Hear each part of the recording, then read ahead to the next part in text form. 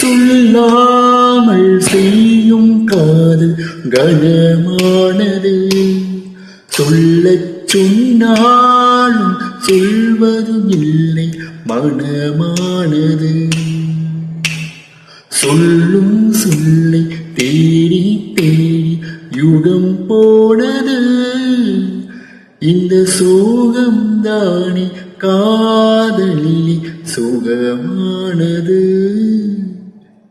வாசனை வெளிச்சத்தை போல அது சுதந்திரமானதும் அல்ல. ஈரத்த இருட்டினை போல அது ஒளிந்திடும் வெளிவரும் மெல்ல.